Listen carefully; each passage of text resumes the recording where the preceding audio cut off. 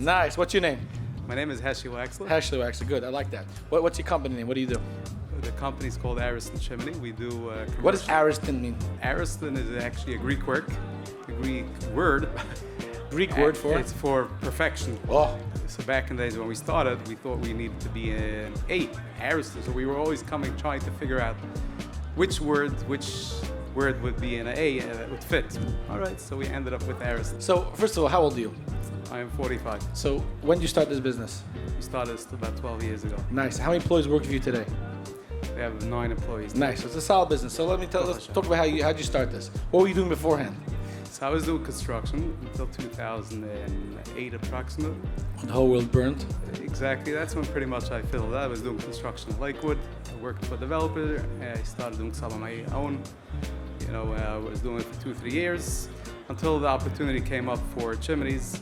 And that's when we... What do you mean the opportunity came up for chimneys? What does that mean? I had a friend that actually needed work, and I was doing like odd and end interesting stuff. So he needed my help. So he asked me, "Can you do this job?" And that's when we pretty much got involved. Let's explain the business. What is that you do? Is you go to house that have old chimney? Like, what do you do? So we primarily work in the oil to gas conversion in New York City. It's mostly apartment, commercial. Oh wow, it's real chimney work. It's real chimney. Like, yeah. I have a house my house is an old house, and my chimney's falling apart, and I need to have a line and fix. Is that not what you do? No, we try to stay away from residentials. We're doing mostly apartment buildings, 5-story, 6-story, and above. We've done up to almost 500 feet.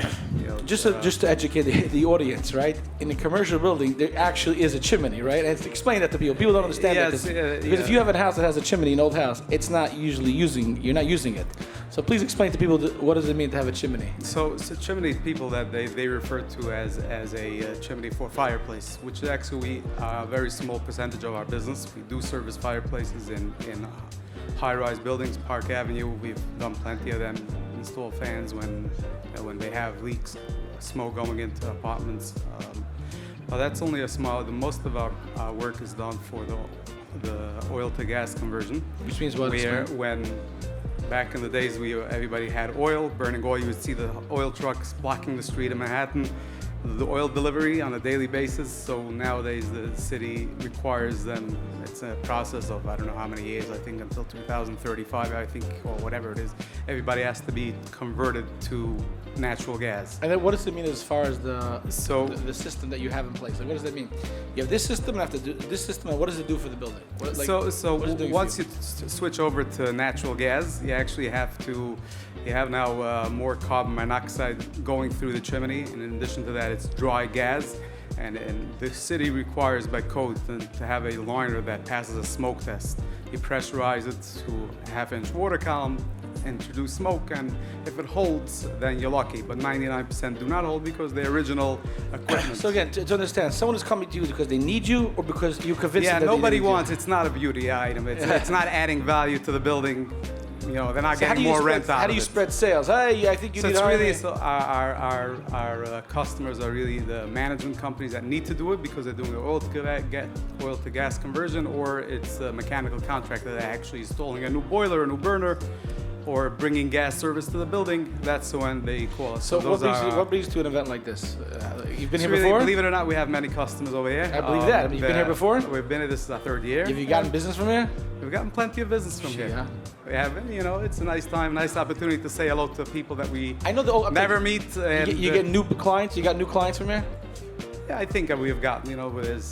I don't follow up every guy where they call me from. Where did you know me from? I saw you here once. I saw your truck there once. I spoke to you here, and Are you a hands-on guy? You do any of the work yourself? You ever done work? I started out doing a lot of work myself. When I actually got a welding license and then all that. But does your house have a chimney? Your personal house where you live? No, I actually did a side vent at a high efficient unit. So, but that's not really. I was waiting to hear how it's falling apart. No, of course not. I understand the difference. What would you say? If you had to go your business in 9 years, how many 9 years you're in business for? Yeah, 12, if you had to go back and change one thing, what would you do differently? I would hire professional help from the get-go. Not to learn. I don't want to be in the training business anymore. I think that would be one of the things different. a lot of struggles if you hire a professional, but then you need investment, larger investment to hire more professionals. But now you find it to be more beneficial for you to do that. Yes, yeah. At this point, I would definitely take professional help, professional estimators, just in general, professional people working for me instead of training them. And how do you spread sales? Are you a salesman yourself? I'm a terrible salesperson, actually. You seem like a nice guy. I'm too honest to be a salesperson. I hear. So at least I think I'm honest. What does that mean? We do bad work. What does that mean? Honestly, it's a problem. No, it's people try to upsell stuff, and sometimes you can solve the problem. I've saved people $300,000. It's a guy who owns a 25-story building, and I tell him, you don't need a line, you can get away with it. And he said, oh, I just saved myself $300,000. So that's not a good salesperson. I hear that. Okay. But again, the truth is, we talk about honesty as a business tactic, and it really works. Then they trust you for other stuff also. Yeah, there's a lot of information that I learned over the years with just by being involved hands-on, and I have a lot of experience in inventing and drafting all kind of fans controls I've learned over the years. So it's something that I really... It's such a fascinating aspect of a unique niche of a business that is necessary for people to do, and it's good to have someone that does it. Listen, it's a pleasure meeting you. Likewise. You did a good job. Thanks a lot. So I appreciate it.